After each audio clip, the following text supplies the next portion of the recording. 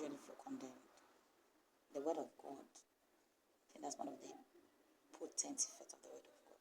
So once you speak, say, don't judge me. Hey, don't judge me. You are judging me.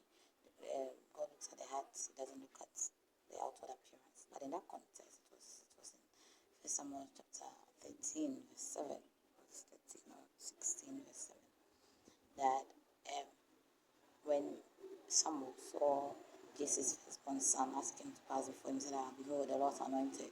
And God told him that I do not look at the outward appearance like man does, but I look at the heart. God was choosing a king for his people, Israel.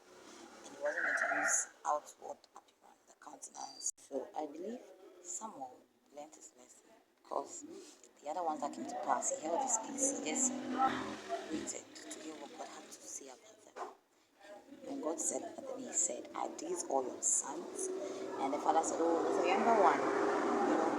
The hierarchy of events, usually it's the elderly ones that get to, do the big things, and the elderly ones are served first.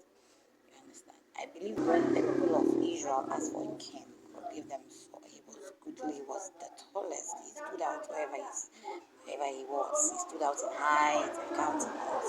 And all that. This man disappointed God. He fell the hands of God. David was a man that loved God in the wilderness. You see the Psalms he wrote, like he was a man. Even nobody was seeing him, but God was seeing him. In the secrecy of the wilderness, when his brothers were doing all the wonderful things, he was in the wilderness. He was with animals fighting, doing all that, but God's eye was on him. When he came, God said, this is the man. And it was good to look onto. God made us in his own image, made us beautifully and fearfully. So David was so good looking. He was a good looking man. Bible said he was ruddy, and he was like a farm boy, like a shepherd boy, like maybe like these funny boys and all that, but he was good to look upon, and he loved God. He had God at his center, at his core.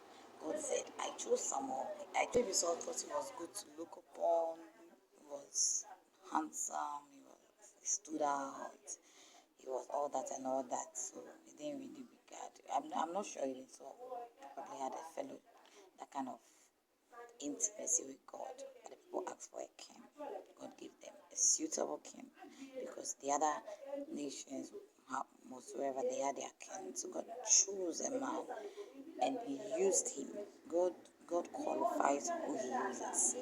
However, Saul felt he was all that and all that. But David knew that if it had not been the Lord who was on his side, if it had not been God, who would have even remembered him? His father didn't even remember that he was in the wilderness. His brothers didn't. See, we have another brother, the prophet asked him. So he owed his allegiance to